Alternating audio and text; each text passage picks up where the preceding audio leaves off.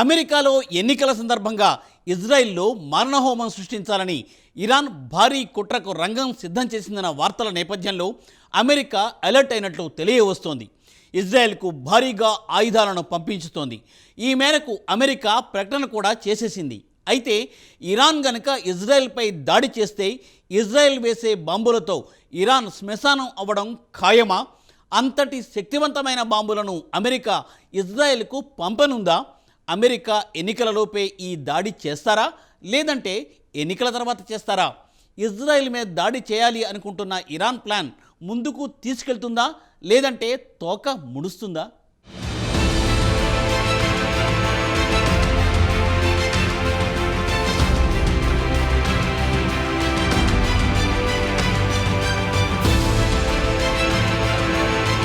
Iran Israel యుద్ధం ఇప్పట్లో ఆగేలా కనిపించడం లేదు. కొన్ని దశాబ్దాలుగా హమాస్, హిజ్బుల్లా సంస్థలను పెంచి పోషించిన ఇరాన్ ఇజ్రాయెల్ మీదకు తరచుగా దాడులు చేపిస్తూ వస్తోంది. అయితే ఇజ్రాయెల్ మాత్రం ఎక్కడా వెనకడుగు వేయకుండా పోరాడుతోంది.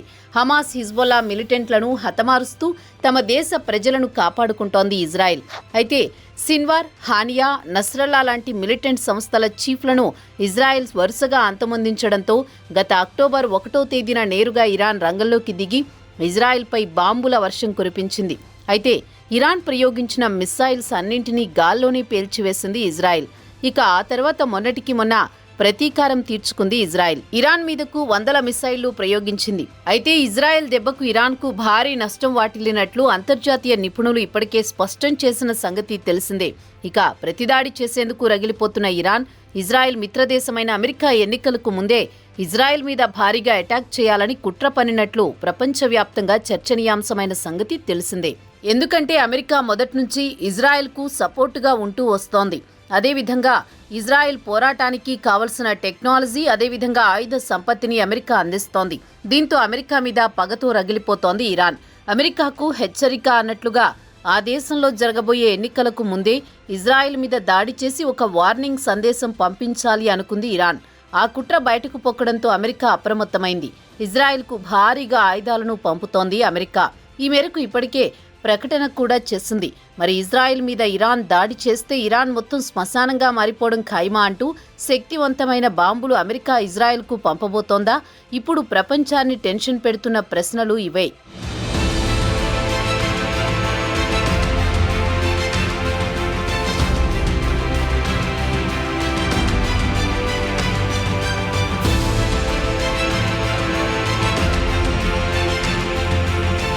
ఇరాన్ సైనిక స్థావరాలు, క్షిపణి తయారీ కేంద్రాలే లక్ష్యంగా ఇజ్రాయెల్ ప్రతీకార దాడులకు పాల్పడిన సంగతి తెలిసిందే. ఈ క్రమంలో ఇజ్రాయెల్కు మద్దతుగా నిలిచిన అగ్రరాజ్యంలో జరగనున్న ఎన్నికలకు ముందే ఇరాన్ ప్రతిదాడి చేసే అవకాశాలున్నట్లు తెలుస్తోంది. ఈ మేరకు అంతర్జాతీయ మీడియా సంస్థ ఓ కథనాన్ని ప్రచురించింది. ఆ కథనం ప్రకారం ఇటీవల ఇజ్రాయెల్ జరిపిన దాడులకు ఖచ్చితంగా స్పందిస్తామని ఇరాన్ ఇప్పటికే హెచ్చరించింది. ఇందులో భాగంగా అమెరికాలో ఎన్నికలకు ముందే ఈ దాడులు నిర్వహించాలని చూస్తున్నట్లు సమాచారం. అయితే ఇరాన్ స్పందన తీవ్రంగా ఉండనున్నట్లు ఆ కథనం వెల్లడిస్తోంది. అక్టోబర్ 1న టెల్ అవీవ్పై దాదాపు 200 క్షిపణులతో ఇరాన్ విరుచుకుపడింది. దీనికి ప్రతీకారం తీర్చుకుంటామని ఇజ్రాయెల్ ప్రతిజ్ఞ చేసింది. అందుకు తగ్గట్టుగానే ఇటీవల ఇరాన్కు సంబంధించిన సైనిక స్థావరాలు, క్షిపణి తయారీ కేంద్రాలపై వైమానిక దాడులు చేసింది. ఈ దాడులను ఇరాన్ తీవ్రంగా పరిగణించి గట్టి హెచ్చరికలు జారీ చేసింది. దేశాన్ని రక్షించుకునేందుకు ఎంతవరకైనా పోరాడతామని స్పష్టం చేసింది. ఈ హెచ్చరికలపై ఇజ్రాయెల్ సైతం స్పందించింది. ప్రతిదాడికి తెగబడితే తమ దెబ్బ తీవ్రంగా ఉంటుందని పేర్కొంది. అమెరికా, జర్మనీ, బ్రిటన్, ఇతర దేశాలు ఈ అంశాన్ని మరింత క్లిష్టతరం చేయొద్దని ఇరాన్కు సూచించాయి. మరోవైపు నవంబర్ 5న అమెరికాలో అధ్యక్ష ఎన్నికలు జరగనున్నాయి. ఈ ఎన్నికల్లో రిపబ్లికన్ అభ్యర్థిగా డొనాల్డ్ ట్రంప్, డెమోక్రటిక్ అభ్యర్థిగా కమలా హ్యారిస్లు బరిలో ఉన్నారు. ఈ నేపథ్యంలో గాజాలో యుద్ధం కారణంగా 40,000 మందికి పైగా మరణించారు. దీన్ని అగ్రరాజ్యంలోని అరబ్ సంతతి వాసులు తీవ్రంగా పరిగణించి ఇజ్రాయెల్ దాడులను అడ్డుకోవాలంటూ అమెరికాలో ఆందోళనలకు దిగారు. బైడెన్ ప్రభుత్వం గాజాలోని పరిస్థితులపై ఆందోళన వ్యక్తం చేస్తూనే ఇజ్రాయెల్కు ఆయుధ, ఆర్థిక సహాయం అందిస్తోంది.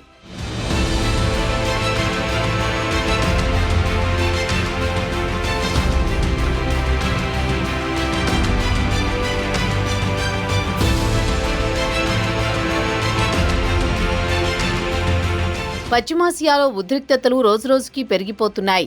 ఈ నేపథ్యంలో ఇరాన్కు హెచ్చరికగా యుఎస్ కీలక నిర్ణయం తీసుకుంది.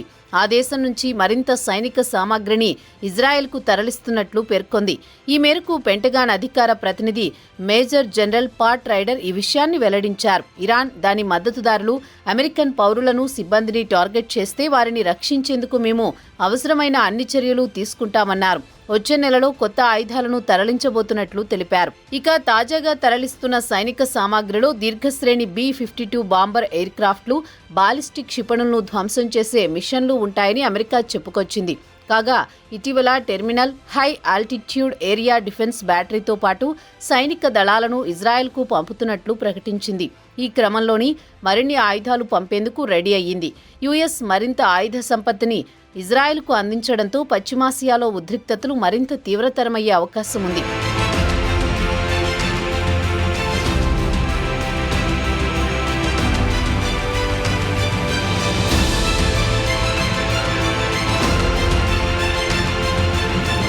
గత ఏడాది అక్టోబర్లో హమాస్ ఉగ్రవాదులు ఇజ్రాయెల్ ప్రజలపై దాడి చేసినప్పటి నుంచి పశ్చిమాసియాలో ఉద్రిక్తతలు తీవ్రస్థాయికి చేరుకున్న సంగతి తెలిసిందే.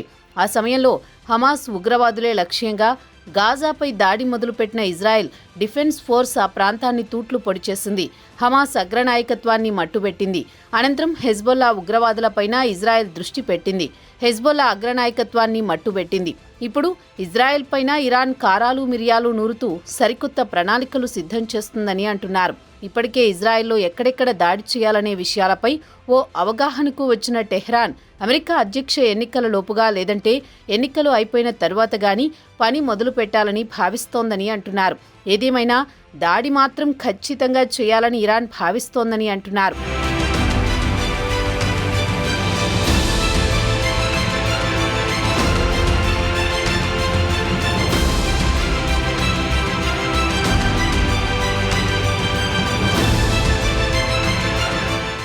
ఇజ్రాయెల్పై దాడి చేసి అసలు ఇరాన్ తప్పించుకోగలదా? ఒకవేళ ఇరాన్ గనక ఇజ్రాయెల్ మీద దాడి చేస్తే ఏమవుతుంది? అమెరికా వార్నింగ్ను ఏమాత్రం పట్టించుకోకుండా ఇజ్రాయెల్పై దాడులకు ఇరాన్ పూనుకుంటే అమెరికా రియాక్షన్ ఎలా ఉండబోతోంది? నేరుగా ఇజ్రాయెల్ తరఫున అమెరికా రంగంలోకి దిగితే ఇరాన్ శ్మశానంగా మారడం ఖాయమేనా?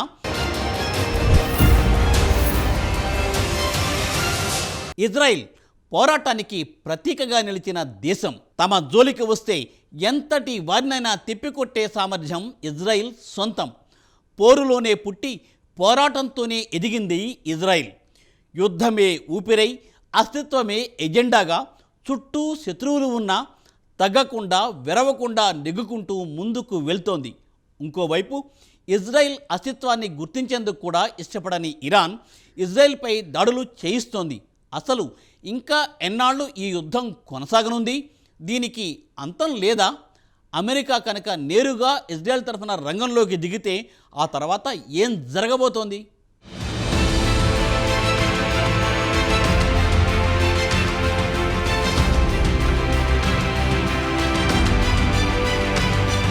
తమపై దాడులకు దిగితే ఊహించని విధ్వంసం చూస్తామని ఇజ్రాయెల్ అంటోంది. అసలు ఇరాన్ ఎలాంటి దాడులకు దిగబోతోంది? స్కెచ్ ఏంటి? ఇరాన్ దాడులతో యుద్ధానికి దారితీస్తే ప్రతిఘటించే శక్తి ఇజ్రాయెల్కు ఉందా? ఏడాదిగా యుద్ధాలతోనే కాలం వెళ్లదీస్తున్న ఇజ్రాయెల్ను వెంటాడుతున్న టెన్షన్స్ ఏంటి? ఇప్పుడు ఇవే సర్వత్రా చర్చనీయాంశమవుతున్న ప్రశ్నలు. అయితే బాధతో చేసే యుద్ధం ఎలా ఉంటుందో చూపిస్తామంటూ వార్నింగ్ ఇచ్చింది ఇరాన్. ఇజ్రాయెల్ సైనిక స్థావరాలను ఇరాన్ టార్గెట్ చేసుకునే అవకాశం ఉంది. ఇరాన్ దాడులు చేస్తే కనుక అది యుద్ధానికి దారితీయడం ఖాయమంటున్నారు నిపుణులు. ఇక అమెరికా కూడా డైరెక్ట్గా ఎంట్రీ ఇవ్వడం ఖాయమంటున్నారు. అదే జరిగితే ప్రపంచంలో చాలా పరిణామాలు మారిపోయే ఛాన్స్ ఉంటుంది.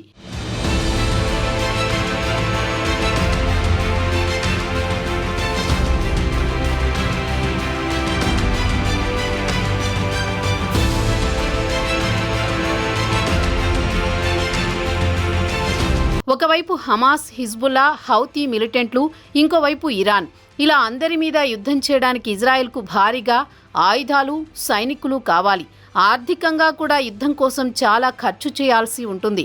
యుద్ధంలో చాలా మంది సైనికులను కోల్పోయింది ఇజ్రాయెల్. యుద్ధం మీదే చాలా బడ్జెట్ కూడా ఖర్చు పెట్టాల్సిన పరిస్థితి. ఏడాదిగా యుద్ధంలోనే గడుపుతున్న ఇజ్రాయెల్ ఇప్పుడు ఇరాన్తో పోరాడగలదా అనే అనుమానాలు వినిపిస్తున్నాయి. హమాస్ మెరుపు దాడి తర్వాత గాజాపై ప్రతీకార దాడితో మొదలైన ఇజ్రాయెల్ పోరు ఏడాదిగా కంటిన్యూ అవుతూనే ఉంది. లెబనాన్లోని హెజ్బొల్లాతో యుద్ధం చేస్తోంది. దీంతో ఇజ్రాయెల్ సైన్యానికి బలగాల కొరత ఏర్పడినట్లు తెలుస్తోంది. ఇప్పటికే లక్షల మంది రిజర్విస్టులు సేవలను వినియోగించుకున్న ఇజ్రాయెల్ సైన్యం వారి గడువు ముగుస్తుండడం, కొత్త సైన్యాన్ని నియమించుకోవడంలో ఇబ్బంది పడుతున్నట్టు సమాచారం. ఈ తరుణంలో అమెరికా సైనిక సాయాన్ని సైతం అందించబోతున్నట్లు తెలుస్తోంది.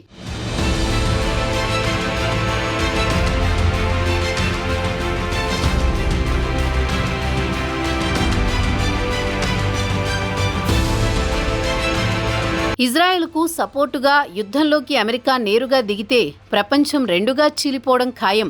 ఇరాన్ వైపు కొన్ని దేశాలు, ఇజ్రాయెల్ వైపు కొన్ని దేశాలు చేరితే మూడవ ప్రపంచ యుద్ధంగానే పరిగణించాల్సి ఉంటుంది. ఇరాన్కు, ఇజ్రాయెల్కు మిత్రదేశాలు ఉన్నాయి. పెద్దన్న అమెరికా అండ ఇజ్రాయెల్కు ఉంది. ఇప్పటికే ఆయుధాల పరంగా, నిధులను సమకూర్చడం పరంగా ఇజ్రాయెల్కు అమెరికా సాయం చేస్తూ వస్తోంది. అటు ఇరాన్కు కూడా కీలక దేశాల సపోర్ట్ ఉంది. అటు ఇరాన్ సుప్రీం లీడర్, ఇటు ఇజ్రాయెల్ ప్రధాని నెతన్యాహు ఇద్దరిలో ఎవ్వరూ తగ్గేదే లేదంటున్నారు. అయితే ప్రస్తుతం యుద్ధం జరుగుతున్న తీరు చూస్తుంటే ఈ యుద్ధం మరింత ముదిరితే మూడవ ప్రపంచ యుద్ధం తప్పదా అన్న ప్రశ్నలు తెరమీదకొస్తున్నాయి. రెండు ప్రపంచ యుద్ధాలకు ప్రపంచం ఎంతగా నాశనమైందో ప్రత్యేకించి చెప్పక్కర్లేదు. టెక్నాలజీ పెద్దగా లేని రోజుల్లోనే ప్రపంచం వణికిపోయేలా బాంబుల మొత్తతో దద్దరిల్లింది. లక్షల ప్రాణాలు గాల్లో కలిసిపోయాయి. మరి ఇప్పుడు అత్యాధునిక టెక్నాలజీ, వేల కిలోమీటర్ల దూరంలో ఉన్న లక్ష్యాలను కూడా క్షణాల్లో ఛేదించే వ్యవస్థ, హైడ్రోజన్ బాంబులు, అత్యాధునిక మిసైళ్లు అన్ని దేశాల దగ్గర ఉన్నాయి. ఇజ్రాయెల్, ఇరాన్ మధ్య జరుగుతున్న యుద్ధం మరింత ముదిరితే పరిస్థితి ఏంటి అన్నది తీవ్ర ఆందోళన కలిగిస్తోంది. ముఖ్యంగా అమెరికా భూగోళాన్ని కొన్ని వందల సార్లు భస్మం చేయగల అత్యంత శక్తివంతమైన ఆయుధాలున్నట్లు ప్రచారం జరుగుతోంది. ఆ ఆయుధాలన్నీ యుద్ధంలో ప్రయోగిస్తే పరిస్థితి ఏంటన్న ఆందోళన ప్రపంచవ్యాప్తంగా కనిపిస్తోంది. ఇజ్రాయెల్ కోసం ఎందాకైనా సిద్ధమంటూ పశ్చిమాసియాకు యుద్ధ నౌకలు, ఫైటర్ జెట్లను పంపిస్తోంది అగ్రరాజ్యం అమెరికా. ఇజ్రాయెల్ టార్గెట్గా ఇరాన్, హమాస్, హెజ్బొల్లా వ్యూహాలు రచిస్తున్నాయి. భూభాగాల ఆక్రమణ కోసం జరుగుతున్న ఈ పోరులో చావో రేవో తేల్చుకునేందుకు శ్రమిస్తోంది ఇజ్రాయెల్. ఇరాన్కు మద్దతుగా అమెరికా క్షిపణులు ప్రయోగిస్తే ప్రాణనష్టం ఏ లెవెల్లో ఉంటుందో చెప్పలేం. ఇరాన్ దగ్గర ఐరన్ డోమ్లు, అడ్వాన్స్డ్ టెక్నాలజీ డ్రోన్లు ఉన్నాయి. హెజ్బొల్లా దగ్గర 2 లక్షల వరకు రాకెట్లు, మిసైల్స్ ఉన్నాయని అంచనా. ఒకసారి ఇరాన్, హెజ్బొల్లా అటాక్ స్టార్ట్ చేస్తే ఇజ్రాయెల్ తరపున అమెరికా తన ఫైటర్ జెట్స్కు పని చెప్పనుంది. ఇప్పుడు మెజారిటీ దేశాలు ఇజ్రాయెల్కు మద్దతు తెలుపుతున్నాయి. చైనా పాలస్తీనాకు అనుకూలంగా ఐక్యరాజ్య సమితిలో ఓటేసింది. రష్యా కూడా ఇండైరెక్ట్గా పాలస్తీనాకు మద్దతు తెలుపుతోంది. హమాస్ను ఉగ్రవాద సంస్థగా చూడడం లేదు రష్యా. ఒకవేళ పశ్చిమాసియాలో యుద్ధం జరిగితే ప్రపంచ దేశాలు రెండుగా విడిపోయే అవకాశం ఉంది. ఇప్పటికే అంతర్జాతీయ వేదికపై 2 వర్గాలు ఉన్నాయి. ఒక గ్రూపును చైనా, రష్యా లీడ్ చేస్తుంటే మరొకటి అమెరికా ఆధ్వర్యంలో నడుస్తోంది. మిడిల్ ఈస్ట్ వార్లో అమెరికా, దాని అనుకూల దేశాలు ఇజ్రాయెల్కు మద్దతు ఇస్తే రష్యా, చైనా తరపున నిలిచే దేశాలు పాలస్తీనా, ఇరాన్ వైపు నిలిచి దాడులు చేసుకునే ప్రమాదం ఉందంటున్నారు ఎక్స్పర్ట్స్. అదే జరిగితే మూడో ప్రపంచ యుద్ధానికి దారి తీయొచ్చని, పరిస్థితులు అటువైపు దారితీస్తే ప్రపంచ నాశనం ఖాయమంటున్నారు.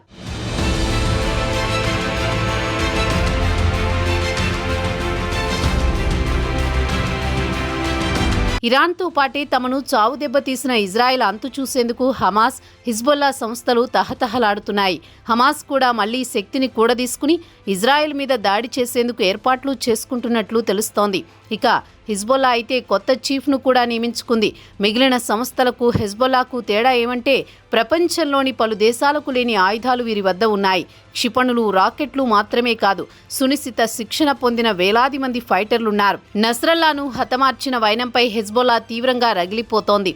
అంతకంతకు బదులు తీర్చుకోవాలని తప్పిస్తోంది. మరి మూకుమ్మడి దాడిని ఇజ్రాయెల్ ఎలా ఎదుర్కొంటుంది అన్నది తేలాల్సి ఉంది.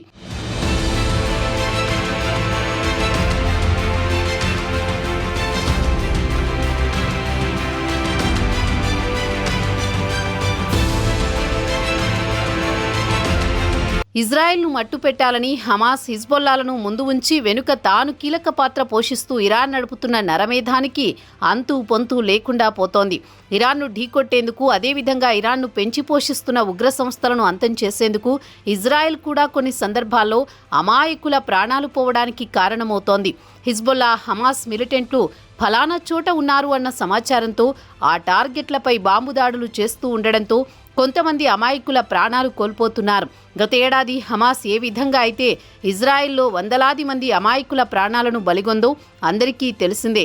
ఇక అప్పటి నుంచి శత్రువులను ఎదుర్కొనేందుకు ఇజ్రాయెల్ గట్టిగా పోరాడుతూ వస్తోంది.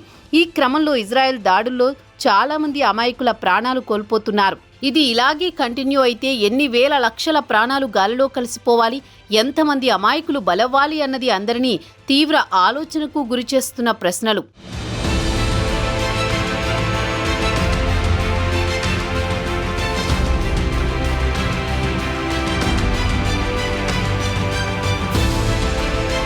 యుద్ధం భయంతో రెండు దేశాల్లోని సామాన్య ప్రజలు తీవ్ర ఇబ్బందులు పడుతున్నారు, భయాందోళనలకు లోనవుతున్నారు. ఎప్పుడు ఏ బాంబు వచ్చి తమ ఇళ్లపై పడి సజీవంగా సమాధైపోతామో అనే భయం, ఆందోళన రెండు దేశాల్లోని సామాన్య ప్రజల్లో నెలకొంది.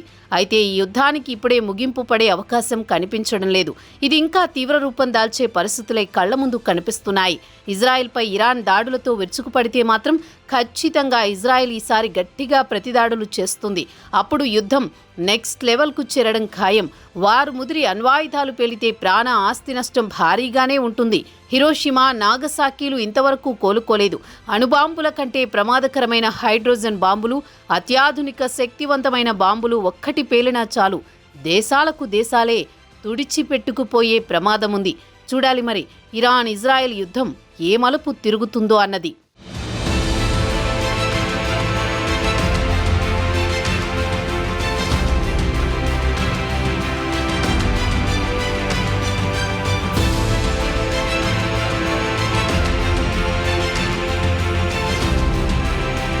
యుద్ధం ఇక్కడ పాప పుణ్యాలకు తావు లేదు.